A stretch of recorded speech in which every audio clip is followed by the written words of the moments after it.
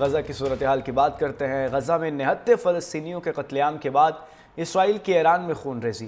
ایران کی ایٹمی تنصیبات کو اڑا کر سفاک اسرائیل نہتے شہریوں کو نشانہ بنانے لگا ہے۔ تہران میں رہائشی کمپلیکس پر حملے میں 60 شہری جاں بحق، درجنوں زخمی ہو گئے ہیں۔ ایرانی سرکاری میڈیا کے مطابق جاں بحق ہونے والوں میں 20 بچے بھی شامل ہیں۔ صہیونی فوج کے نتنز کے بعد فرد و جوہری تنصیب پر حملے۔ ایران نے محدود نقصان کا اعتراف کر لیا۔ ایرانی حکام کے مطابق حملے میں فرد و نیوکلیئر سائٹ پر محدود نقصان ہوا۔ اہم ساز و سامان اور مواد پہلے ہی محفوظ مقامات پر منتقل کر دیا گیا تھا، جبکہ کسی بھی تابکاری کا پھیلاؤ نہیں ہوا۔ غزہ کی صورتحال کی بات کرتے ہیں۔ غزہ میں نہتے فلسطینیوں کے قتل عام کے بعد اسرائیل کی ایران میں خون ریزی۔ ایران کی ایٹمی تنصیبات کو اڑا کر سفاک اسرائیل نہتے شہریوں کو نشانہ بنانے لگا ہے۔ تہران میں رہائشی کمپلیکس پر حملے میں 60 شہری جاں بحق، درجنوں زخمی ہو گئے ہیں۔ ایرانی سرکاری میڈیا کے مطابق جاں بحق ہونے والوں میں 20 بچے بھی شامل ہیں۔ صہیونی فوج کے نتنز کے بعد فرد و جوہری تنصیب پر حملے۔ ایران نے محدود نقصان کا اعتراف کر لیا۔ ایرانی حکام کے مطابق حملے میں فرد و نیوکلیئر سائٹ پر محدود نقصان ہوا۔ اہم ساز و سامان اور مواد پہلے ہی محفوظ مقامات پر منتقل کر دیا گیا تھا، جبکہ کسی بھی تابکاری کا پھیلاؤ نہیں ہوا۔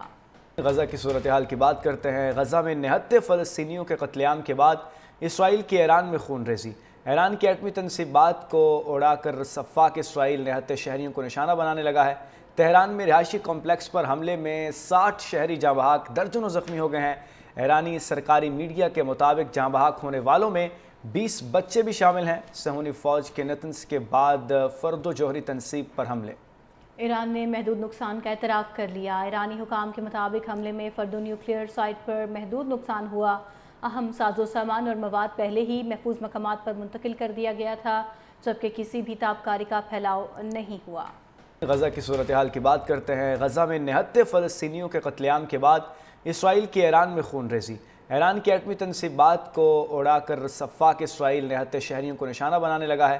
تہران میں رہائشی کمپلیکس پر حملے میں 60 شہری جاں بحق، درجنوں زخمی ہو گئے ہیں۔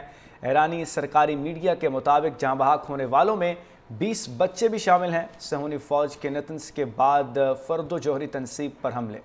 ایران نے محدود نقصان کا اعتراف کر لیا۔ ایرانی حکام کے مطابق حملے میں فرد و نیوکلیئر سائٹ پر محدود نقصان ہوا۔